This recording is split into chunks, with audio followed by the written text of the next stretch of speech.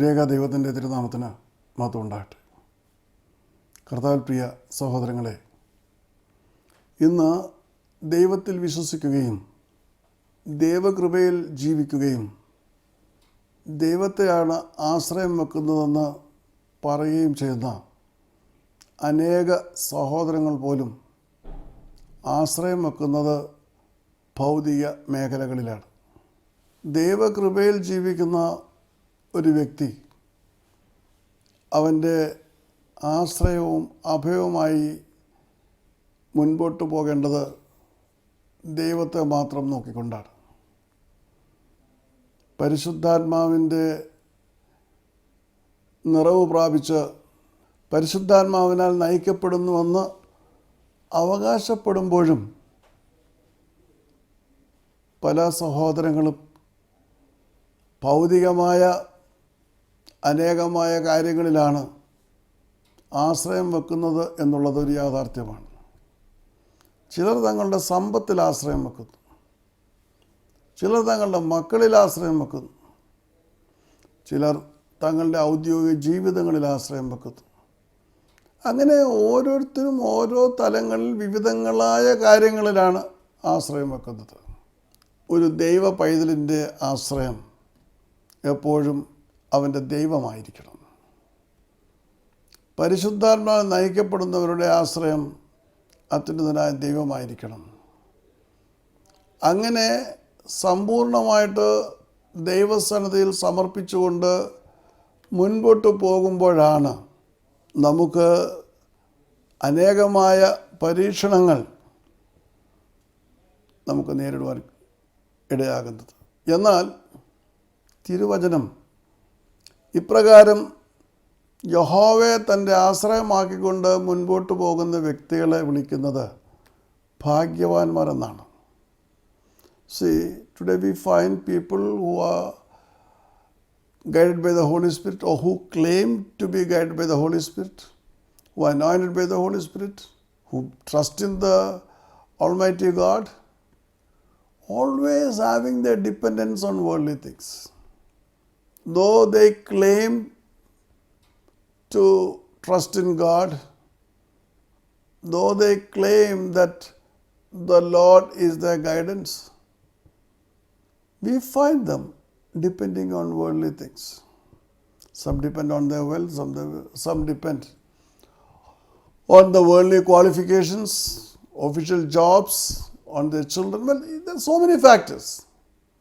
We find even children of God having their dependence on such worldly avenues.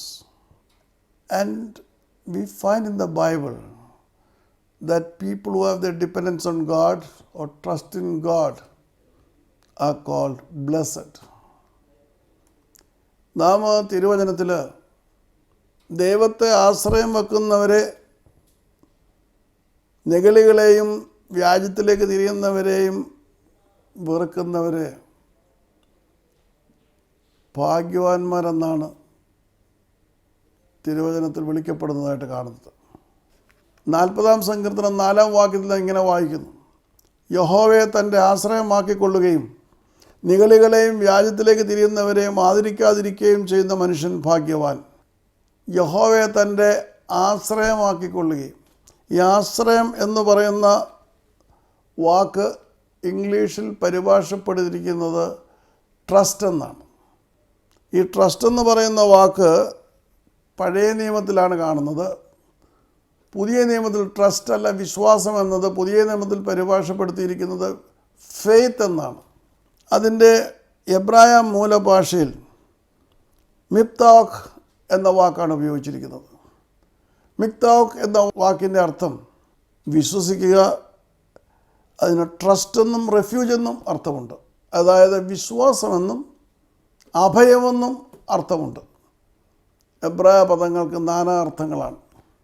അപ്പോൾ ഇവിടെ ഭാഗ്യവാനെന്ന് വിവക്ഷിക്കപ്പെടുന്ന വ്യക്തി, അതിനുള്ള കാരണം യഹോവയെ തൻ്റെ ആശ്രയമാക്കിയെന്ന് പറയുമ്പോൾ യഹോവയിൽ സമ്പൂർണ്ണമായിട്ട് വിശ്വസിക്കുകയും യഹോവയെ തൻ്റെ അഭയമാക്കുകയും ചെയ്യുന്നവൻ ഭാഗ്യവാനാണ്. എന്താണ് ഈ ഭാഗ്യവാൻ? ഇംഗ്ലീഷിൽ ബ്ലസ്സഡ് എന്നാണ് അത് വിശേഷിപ്പിച്ചിരിക്കുന്നത്.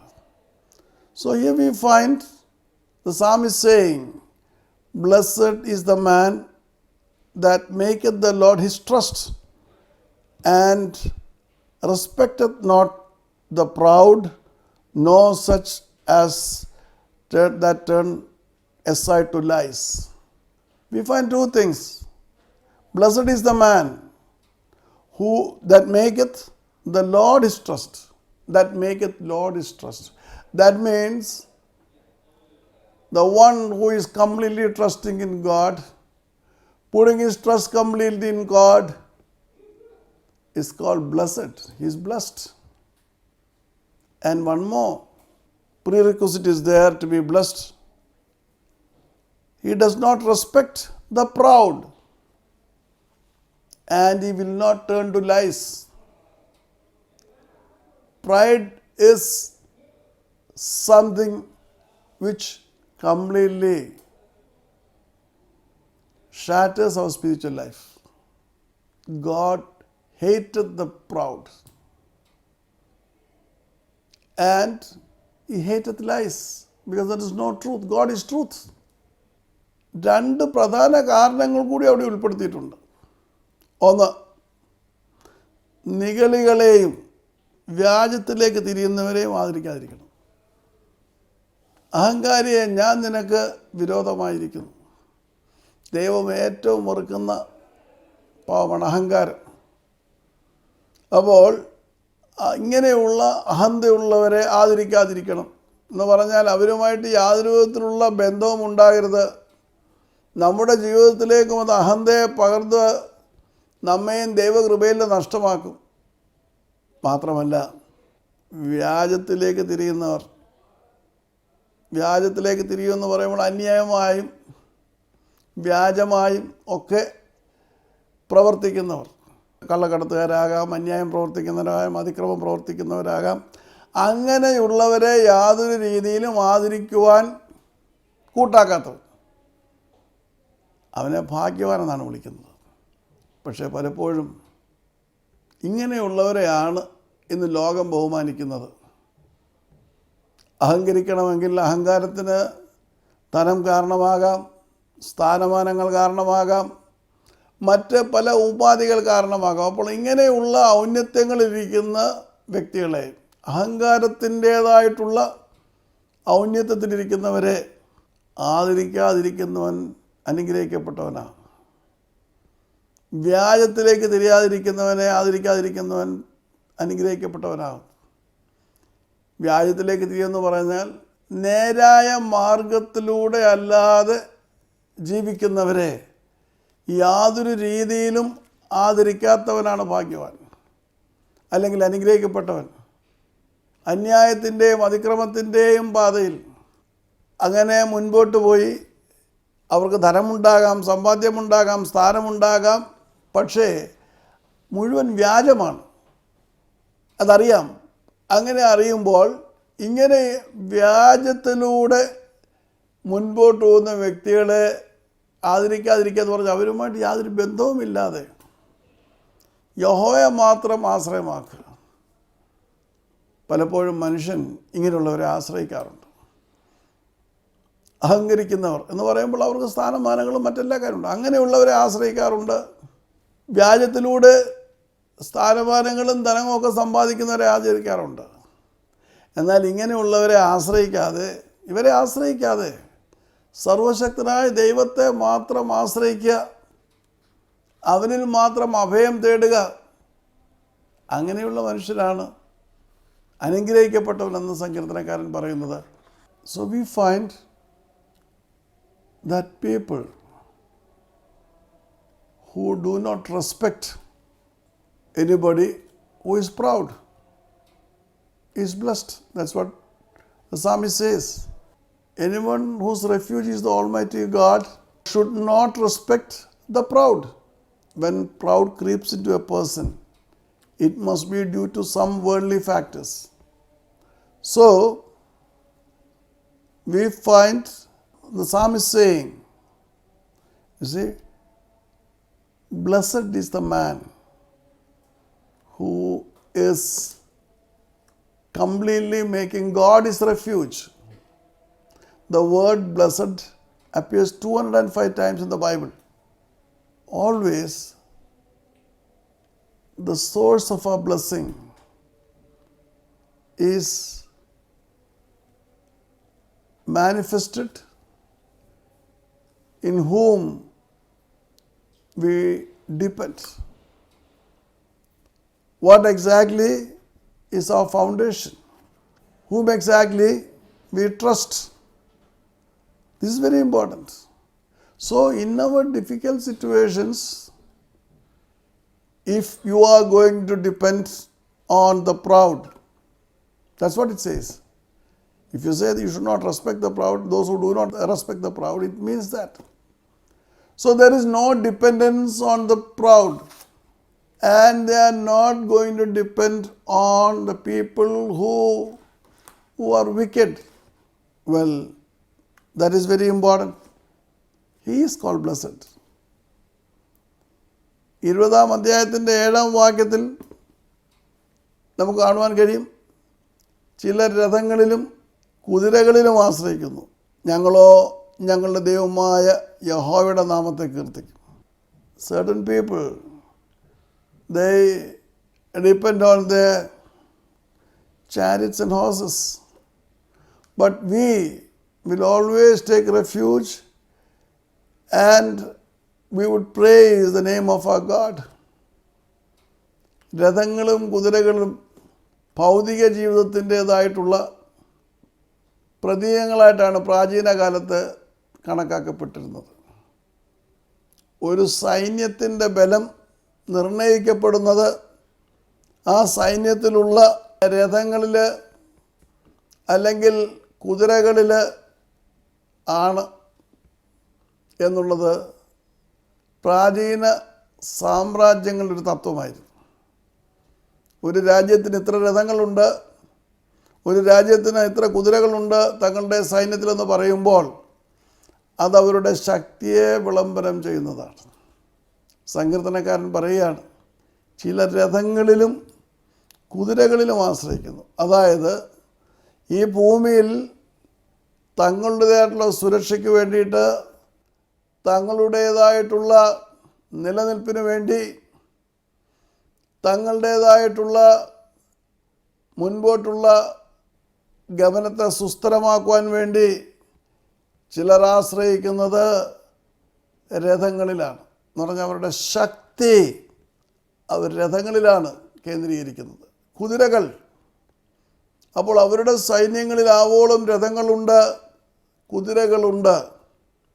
പക്ഷേ ഞങ്ങൾക്ക് കുതിരകളില്ല, രഥങ്ങളില്ല. പക്ഷേ ഞങ്ങളുടെ ദൈവമായ യഹോവയുടെ നാമത്തെ കീർത്തിക്കും. നമ്മുടെ കുതിരകൾ, ദൈവജനത്തിൻ്റെ കുതിരകളും രഥങ്ങളും ദൈവത്തിൻ്റേതായിട്ടുള്ള സ്തുതികളാണ്, ദൈവത്തിൻ്റേതായിട്ടുള്ള പുകഴ്ചയാണ്, ദൈവത്തിൻ്റെ മഹത്വമാണ്, ദൈവത്തിനുള്ള സ്തോത്രയാഗങ്ങളാണ്. ഒരു ദൈവവേദൻ്റെ അവസ്ഥ അതാണ്. പക്ഷെ നാം പലപ്പോഴും ഈ ലോകത്തിൻ്റേതായ കുതിരകളിലും രഥങ്ങളിലുമൊക്കെ പ്രശംസിക്കുന്നവരാണ്. നമ്മുടേതായിട്ടുള്ള സമ്പത്ത്, നമ്മുടെ മിടുക്ക്, നമ്മുടെ മക്കളുടെ മിടുക്ക്, നമ്മളുടെ സ്ഥാനമാനങ്ങൾ, നമ്മളുടേതായിട്ടുള്ള കുടുംബത്തിൻ്റേതായിട്ടുള്ള പാരമ്പര്യം എന്ന് വേണ്ട, ഭൗതികമായിട്ട് ഒരുപാട് രഥങ്ങളും കുതിരകളും നമ്മുടെ ജീവിതത്തിലുണ്ട്. നമുക്കെപ്പോഴും ആശ്രയം അങ്ങനെയുള്ള കാര്യങ്ങളിലാണ്. വിദ്യാഭ്യാസ യോഗ്യതകൾ, ഔദ്യോഗിക സ്ഥാനമാനങ്ങൾ, അതേ സമൂഹത്തിലുള്ള മാന്യത, ഇങ്ങനെയോ അനേക രഥങ്ങളും കുതിരകളും ഒക്കെയാണ് നമുക്കുള്ളത്. അവയാണ് നമ്മൾ ആശ്രയിക്കുന്നത്. എന്നാൽ ഒരു ഭക്തന് ദൈവത്തിൽ മാത്രം വിശ്വസിച്ചുകൊണ്ട് ദൈവകൃപയിൽ മുന്നേറുന്ന ഒരു ഭക്തന് അവൻ്റെ ആശ്രയം അത് ദൈവമാണ്. അവന് മറ്റൊന്നിനെക്കുറിച്ചും കീർത്തിക്കുവാൻ സാധ്യമല്ല. അവൻ്റെ കുതിരകളെക്കുറിച്ചോ രഥങ്ങളെക്കുറിച്ചോ അല്ല. അവൻ കീർത്തിക്കുന്നത് യഹോവയുടെ നാമത്തെയാണ്. ദൈവം അവന് ചെയ്ത ഉപകാരങ്ങളാണ് അവൻ വർണ്ണിക്കുന്നത്. ദൈവത്തിൻ്റെ മഹത്വമാണ് അവൻ്റെ വായുകളിലുള്ളത്. അതുകൊണ്ടാണല്ലോ സങ്കീർത്തനക്കാരൻ പറയുന്നത്, ഞാൻ യഹോവയെ എല്ലാ കാലത്തും വാഴ്ത്തും, അവൻ്റെ സ്തുതി എപ്പോഴും എൻ്റെ നാവിന്മേലുണ്ട്. ദൈവത്തെ മാത്രം ആശ്രയിക്കുകയും ദൈവത്തിൻ്റെ വഴിയിൽ പോവുകയും ചെയ്യുന്ന ഒരു മനുഷ്യൻ്റെ അവസ്ഥയാണ്. ഭൗതികമായിട്ടുള്ള എല്ലാവിധമായ അനുഗ്രഹങ്ങൾക്കായിട്ടും അപ്രകാരം ഭൗതികമായിട്ടുള്ള നിലനിൽപ്പിനായിട്ടും വിജയങ്ങൾക്കായിട്ടും രഥങ്ങളെയും കുതിരകളെയും, അതായത് ഭൗതികമായ സോഴ്സസിനെ ആശ്രയിക്കുന്നവർ അവസ്ഥ 8-ാം വാക്യത്തിൽ സങ്കീർത്തനക്കാരൻ പറയുന്നുണ്ട്, അവർ കുനിഞ്ഞ് വീണുപോയി, എന്നാൽ ഞങ്ങൾ എഴുന്നേറ്റ് നിവർന്നു നിൽക്കുന്നു. ഇപ്രകാരം കുതിരകളിലും രഥങ്ങളിലും ആശ്രയിച്ചുകൊണ്ട് മുൻപോട്ട് പോയവർ കുനിഞ്ഞു വീണുപോയി, ഇന്നവർ നിലംപരിചായി, മുൻപോട്ട് പോകുവാൻ കഴിയാതെ അവർ നിശ്ചലമായി പോയിരിക്കുന്നു. എന്നാൽ ഞങ്ങളോ എഴുന്നേറ്റ് നിവർന്നു നിൽക്കുന്നു. രഥങ്ങളിലും കുതിരകളിലും ആശ്രയിക്കുന്നവർ വീണു പോകുമ്പോൾ സർവശക്തനായ ദൈവത്തിൽ മാത്രം ആശ്രയിച്ച് അവൻ്റെ നാമത്തെ കീർത്തിക്കുന്നവർ എഴുന്നേറ്റ് നിൽക്കുകയാണ്. യിരെമ്യാ പ്രവചനം 17-ാം അധ്യായം 7-ാം വാക്യത്തിൽ നാം വായിക്കുന്നുണ്ട്, യഹോവയിൽ ആശ്രയിക്കുകയും യഹോവ തന്നെ പ്രത്യാശയായിരിക്കുകയും ചെയ്യുന്ന മനുഷ്യൻ ഭാഗ്യവാൻ. This is what we see. Some depend on the horses and chariots, but we would always praise our Almighty God. What are the horses and chariots in our lives? Things which we depend on. Things we feel are of paramount importance in our lives. Things we depend on more than God.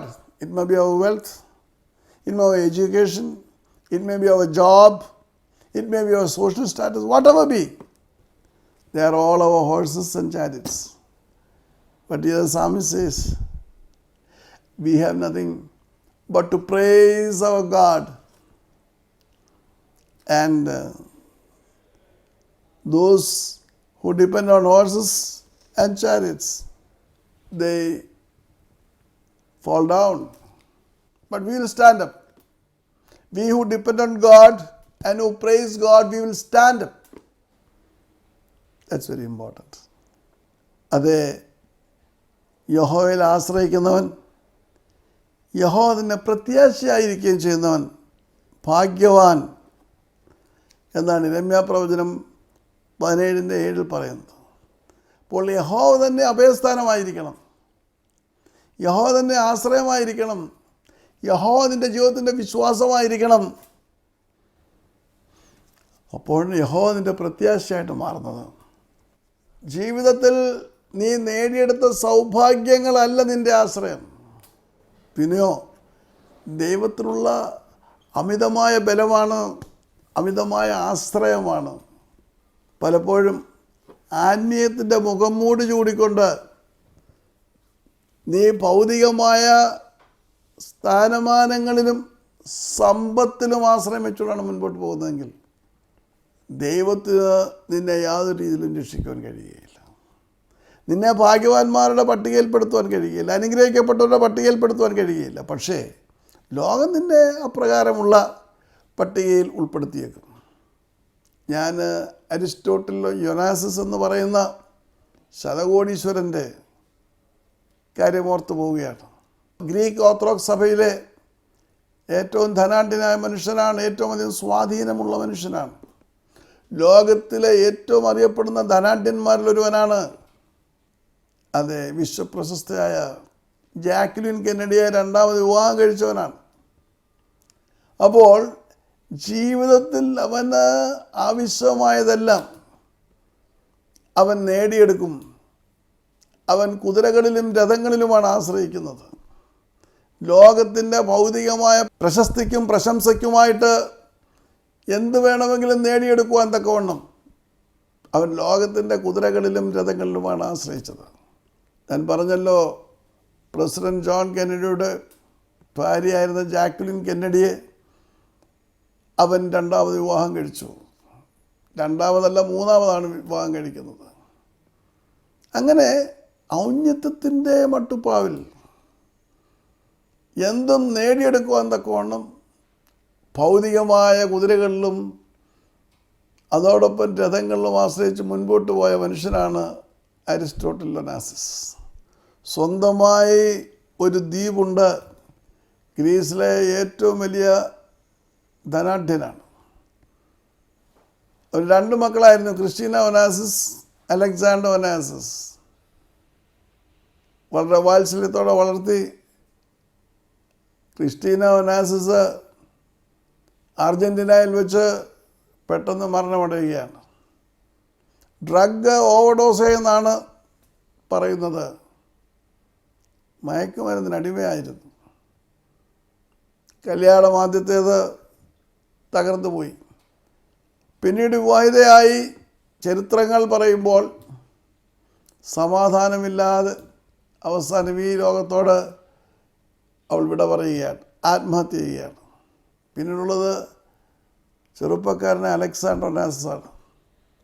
തൻ്റെ ഈ ലോകത്തിലെ സ്വത്തെന്ന് പറയുമ്പോൾ കോടാനുകോടി കോടി കോടി കോടി സമ്പത്താണ്. കുതിരകൾ, രഥങ്ങളെല്ലാം ഉണ്ട്.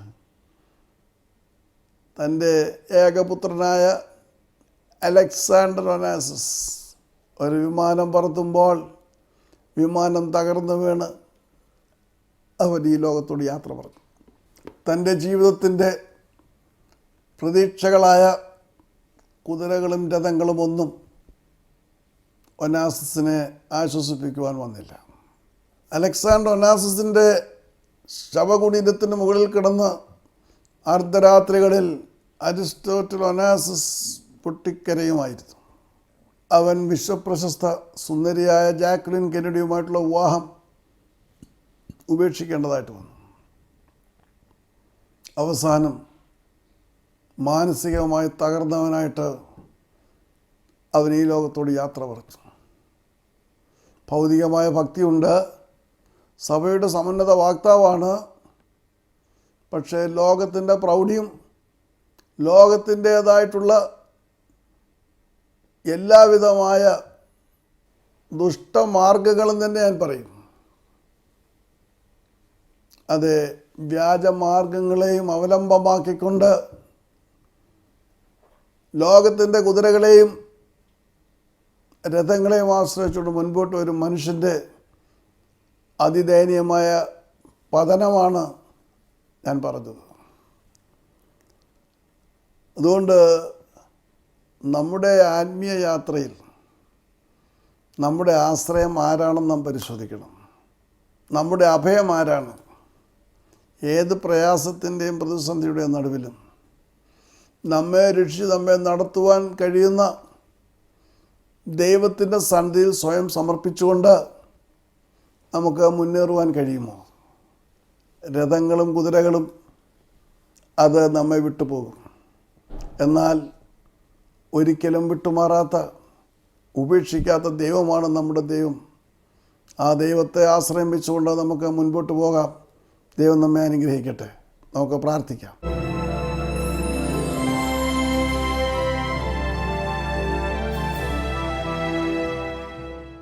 സ്നേഹിയായ ഞങ്ങളുടെ സ്വർഗ്ഗസ്ഥ പിതാവും ദൈവമേ, അങ്ങയിൽ മാത്രം ആശ്രയം വെച്ചുകൊണ്ട് മുൻപോട്ട് പോകാൻ തക്കോണം എളിയവരായി ഞങ്ങളെ സഹായിക്കണമേ. കുതിരകളിലും രഥങ്ങളിലും ആശ്രയിക്കുവാനിടയാകാതെ ഞങ്ങളെ വീണ്ടെടുത്ത കർത്താവിൻ്റെ സന്നിധിയിൽ സ്വയം സമർപ്പിച്ചുകൊണ്ട് യേശു അവിടുത്തെ മുഖത്തെ നോക്കിക്കൊണ്ട് മുൻപോട്ട് പോകാൻ തക്കോണം ഈ വചനം കേൾക്കുന്ന ഓരോരുത്തരെയും സഹായിക്കണമെന്ന് യേശുവിനെ അപേക്ഷിക്കുന്ന കൃപയുടെ കേൾക്കുമാറാകണമേ. ആമേൻ. ദൈവം നമ്മെ അനുഗ്രഹിക്കട്ടെ.